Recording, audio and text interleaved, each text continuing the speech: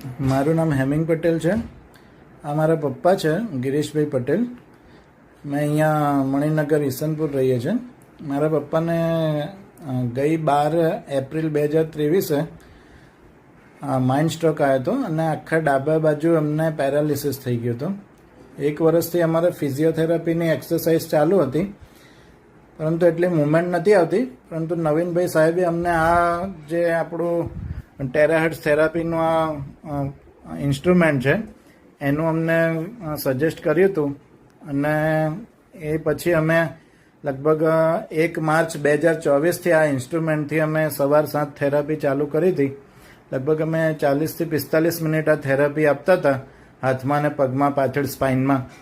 તો અત્યારે એનાથી અમને ઘણું બધું ઇમ્પ્રુવમેન્ટ છે, એ હું તમને બતાવું છું.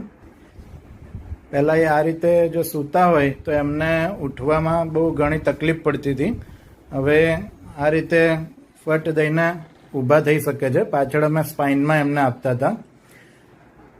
પછી બીજો ફેરફાર હું તમને બતાવું. જે પગ એમનો પહેલાં ઊંચો નહોતો થતો, એ અત્યારે તમે જોઈ શકો છો. આટલી જ સ્પીડીમાં ફટાફટ એમનો પગ ઊંચો થાય છે. આ રીતે બેસી શકે છે. આ રીતે બેસી શકે છે. પહેલાં એમનો હાથ જે છે એ ટટ્ટાર નહોતો રહેતો. અત્યારે આ રીતે આટલી ગમે તેટલી વાર હાથ સીધો રાખવો હોય તો આ રીતે રાખી શકે છે. એમાં આંગળીઓ પણ એમના મુઠ્ઠી નથી વળતી, હવે આખી મુઠ્ઠી વળે છે. તમે જોઈ શકો છો.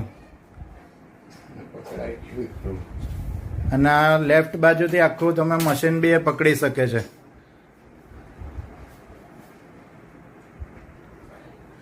અત્યારે જ્યારે પહેલાં ચાલતા હતા ત્યારે એમને ઢીંચણમાંથી પગ નહોતો વળતો.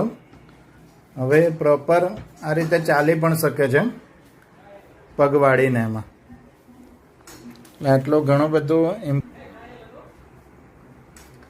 એટલું ઇમ્પ્રુવમેન્ટ છે આ મશીનથી. આ રીતે સારી રીતે ચાલી પણ શકે છે. અને એમના પહેલાં હાથ ઊંચા નહોતા થતા, એ બંને હાથ હવે આ રીતે ઊંચા કરી શકે છે, ઊંચા રાખી શકે છે સીધા.